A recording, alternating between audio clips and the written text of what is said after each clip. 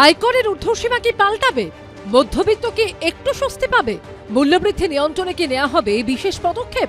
তৃতীয় মোদী সরকারের দ্বিতীয় বাজেটের আগে এই প্রশ্নই ঘুরপাক খাচ্ছে মুখে মুখে। শনিবার সকালে বাজেট পেশ করবেন কেন্দ্রীয় অর্থমন্ত্রী নির্মলা সীতারামন। তার আগে মধ্যবিত্ত চাতকের মতো চেয়ে রয়েছে যদি আয়করে আরেকটু ছাড় মেলে। আমার মনে হয় ট্যাক্সেশন এই পুরো প্রসেসটা আরেকটু সরলীকরণ হলে আমাদের পক্ষে, যারা আমরা নর্মাল স্বাভাবিক সাধারণ পাবলিক আছি, তাদের পক্ষে অনেক সুবিধা হয়। আর নতুন রিজিমে আমি এখনও পর্যন্ত দেখছি যে এই হাউস লোন যেগুলো আছে, হাউস বিল্ডিং লোনের, এগুলোর মধ্যে এখনও সেভাবে ওর প্রভাব পড়েনি। তো আমি আশা করব আমাদের যে প্রসেস, আমাদের গভর্নমেন্ট নতুন যে ট্যাক্সেশনের প্রসেস চালু করছে, সেটা আমাদের পক্ষে একটু সুবিধা হোক, আমাদের একটু ট্যাক্সেশনের রিল্যাক্সেশনটা আসুক, যাতে আমরা আরেকটু স্বচ্ছন্দে থাকতে পারি। বর্তমানে পুরনো আয়কর কাঠামো অর্থাৎ ওল্ড রেজিমে বার্ষিক 2.5 লক্ষ টাকা অবধি আয়ে কোনো কর দিতে হয় না। বার্ষিক 2.5 থেকে 5 লক্ষ টাকা অবধি আয়ের ক্ষেত্রে 5% কর দিতে হয়। বার্ষিক 5 থেকে 10 লক্ষ টাকা আয়ের ক্ষেত্রে 20% এবং বার্ষিক 10 লক্ষ টাকার বেশি আয়ের ক্ষেত্রে 30% কর দিতে হয়। আর নতুন ব্যবস্থা অর্থাৎ নিউ রেজিমে বার্ষিক 3 লক্ষ অবধি আয়ে কোনো কর দিতে হয় না। বার্ষিক 3 লক্ষ 1 টাকা থেকে 7 লক্ষ টাকা অবধি আয়ে 5% কর দিতে হয়। বার্ষিক 7 লক্ষ 1 টাকা থেকে 10 লক্ষ টাকা আয়ে 10%। বার্ষিক 10 লক্ষ 1 টাকা থেকে 12 লক্ষ টাকা অবধি আয়ে 15%।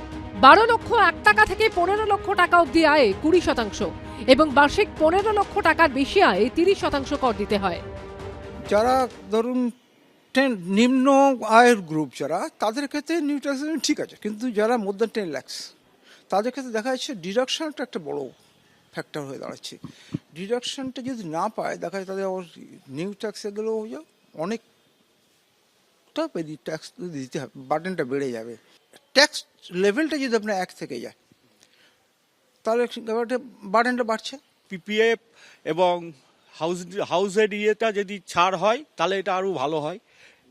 নতুন ট্যাক্সে বাজেটটা মধ্যবিত্তদের উপর কোপ না পড়ে, সেটা একটু দেখতে হবে। বাজেটের পরে 5ই ফেব্রুয়ারি দিল্লি বিধানসভার ভোট।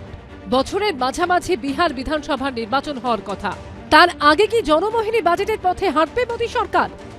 সাধারণ নির্বাচনের পরে এটা প্রথম বাজেট, এবং সাধারণত প্রথম বাজেট হলে একটু কড়া সিদ্ধান্ত নেওয়া হয় বাই ট্র্যাডিশন, এবং যেমন নির্বাচনের বছরে খুব একটা মনোমোহিনী বাজেট হয়। নিউ রেজিমের করদাতার সংখ্যা অনেক বেড়ে গেছে, সেখানে একটা যে ভেতরের যে কর কাঠামোর স্ট্রাকচারটা আছে, সেখানে হয়তো সামান্য কিছু চেঞ্জ হতে পারে, রেট একটু কমতে পারে। শনিবার কেন্দ্রীয় অর্থমন্ত্রী হিসেবে টানা 8 বার বাজেট পেশ করবেন নির্মলা সীতারামন, যা এক রেকর্ড। কিন্তু দেশবাসী এই বাজেটে কি পাবে সেটাই দেখার। অরিত্রিক ভট্টাচার্য রিপোর্ট, এবিপি আনন্দ।